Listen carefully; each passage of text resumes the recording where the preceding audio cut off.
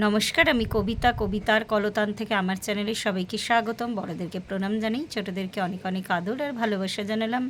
আমি চলে এসেছি এখন হ্যাশট্যাগ আমরা সকলের আজকের বিষয় নিয়ে। আজকের বিষয় দিয়েছেন আমাদের শ্রদ্ধেয় let's spend some time together. ওনার চ্যানেলের নাম, ওনার নাম সারি বাসু। তো অত্যন্ত সুন্দর একটা বিষয়, আজকের দিনের জন্য ভীষণ অ্যাপ্রিপিয়েট একটা বিষয়।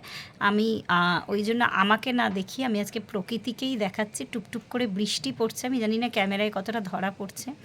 বৃষ্টি হিসেবে বন্ধ হয়ে গেছে, গাছের পাতার জলগুলো পড়ছে আর ভীষণ চোখে না পড়ার মতো একটা ঝিরিঝিরি বৃষ্টি।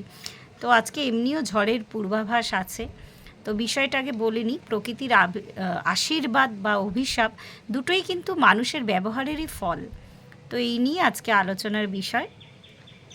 তো আমরা ছোটোবেলা থেকে ওই বইয়ের পাতাতেই পড়ে এসেছি আশীর্বাদ ওর অভিশাপ নিয়ে প্রকৃতির। তো ওই পড়াটুকুনি সীমিত। আমরা কিন্তু একটি বারের জন্যেও কিন্তু আমরা মানে এই আমির মধ্যে বারবার যখন এই প্রকৃতির ক্ষেত্রে আমরা কথাটা বলি, তখন ভীষণভাবে নিজেকে ইনক্লুড বলে মনে হয়।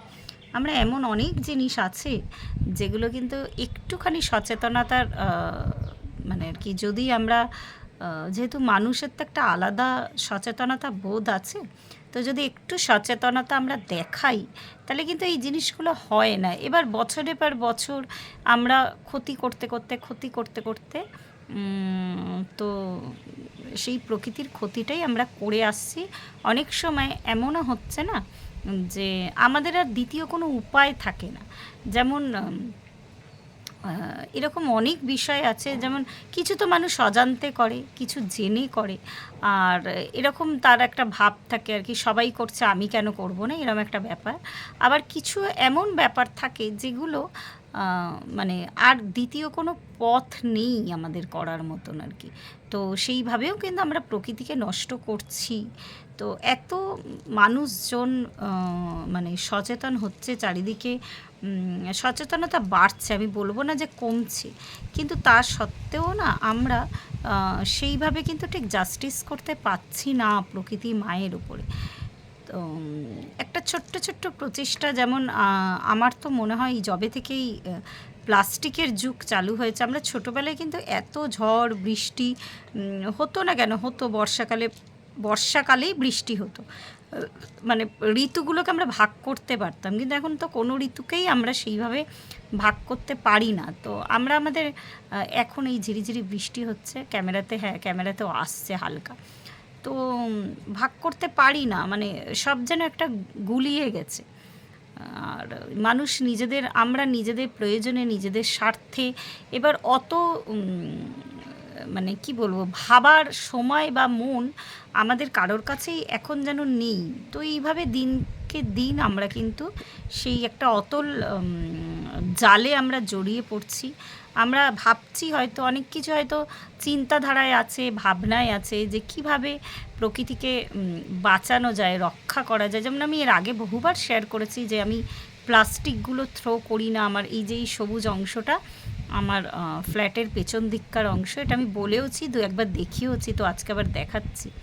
তো এখানে বহু লোক, আমি না করলে কি হবে, বহু লোক প্লাস্টিক থ্রো করছে।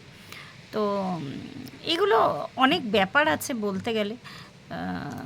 এগুলোর মধ্যে কি বলবো আর কি, যতটা পারা যায় সচেতনতা নিজের মধ্যে জাগরিত করে অপর একজন মানুষকেও সেটা যদি শেয়ার করা যায় যে এরকম করবে না, এরকম করলে কী ক্ষতি। কেন বললাম, অনেকে অজান্তে করে, আবার অনেকে জেনে করে, আবার অনেকে মনে করে যে তার কাছে দ্বিতীয় কোনো উপায় নেই, এরমভাবেও কিন্তু প্রকৃতি নষ্ট হয়।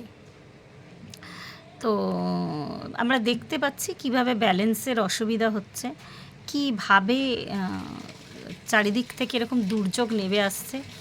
আজকেই সারাদিন এত ঝড় বৃষ্টি চলছে সারাদিন ধরে। দিদি সবসময় বলে প্রেয়ারের কথা। তো সকালের যখন প্রেয়ারটা করলাম, আমার মানে তখন আর কি আলাদাভাবে ল্যান্ডের জন্য প্রেয়ার করার কথা বলে দিদি, সবসময় বলে, এটা সত্যি, সবসময় দেশের জন্য, ল্যান্ডের জন্য প্রেয়ার করা কিন্তু করলে নিজের মানে একবার কি বলবো আর কি, নিজের মধ্যে অন্তত কাউকে না পাল্টাতে পারি, আমার সচেতনতা বোধ জাগরিত হয়।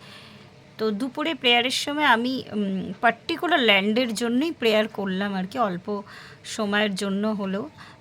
আমার মনে হলো যে সত্যি আমাদের নেক্সট প্রজন্মকে আমরা সত্যি সত্যি কিছু দিয়ে যেতে পারবো না, যেমন প্রোটেক্টেড প্লেস নেক্সট আমাদের জেনারেশনের জন্য মধুমিতা যে টপিকটা দিয়েছিল 2-3 দিন আগে, আমরা সত্যি সত্যি সেই সুন্দর পৃথিবী হয়তো দিয়ে যেতে পারবো না।